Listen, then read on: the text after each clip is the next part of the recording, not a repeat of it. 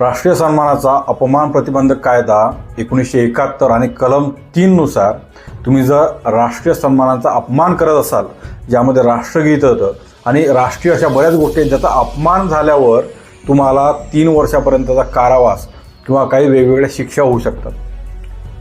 पण अशा गुन्हा जर एखाद्या सामान्य माणसाकडून झाला असता तर कदाचित आतापर्यंत त्याला फटके मारत पोलीस स्टेशनपर्यंत नेऊन त्याची खबर बातमी बनवून उद्या न्यूजपेपरला आलं असतं आणि पोलिसांनी किंवा सरकारने किती चांगलं काम केलं हे दर्शवण्याचा प्रयत्न झाला असता. पण आता एक व्हिडिओ व्हायरल व्हायला लागला आहे, जे काय नितीश कुमार बिहारचे मुख्यमंत्री, किती वेळा हा माणूस मुख्यमंत्री राहिलेला आहे, हा त्या प्रशासनातला माणूस आहे. मी या व्हिडिओची अजिबात पुष्टी करत नाही, पण हा न्यूज चॅनलवरती आलेला व्हिडिओ आहे. मी या व्हिडिओची पुष्टी करत नाही. अक्षरशः मागची सगळी माणसं सावधान परिस्थिती उभी असताना राष्ट्रगीत चालू आहे. राष्ट्रगीत चालू असताना हा माणूस हालतोय, डोलतोय, हसतोय आणि दुसऱ्या माणसाला सुद्धा धक्का देतोय. हा आपल्या राष्ट्रगीताचा अपमान आहे.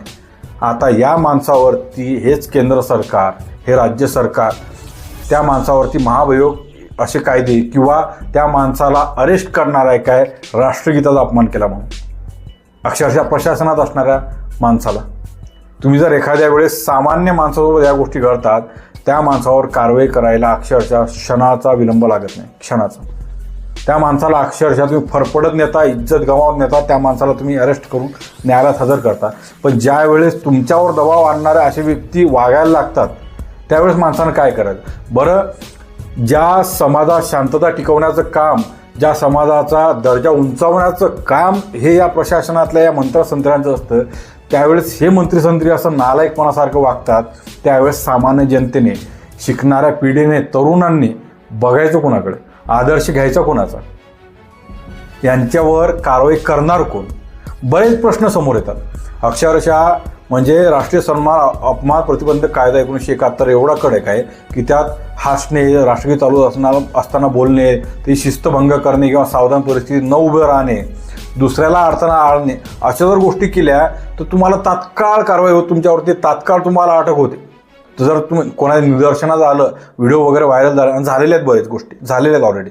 कित्येक जणांना अरेस्ट झालेले आहे, कित्येक जणांना जेलमध्ये टाकण्यात आलेलं आहे, कारवाई करण्यात आलेली आहे.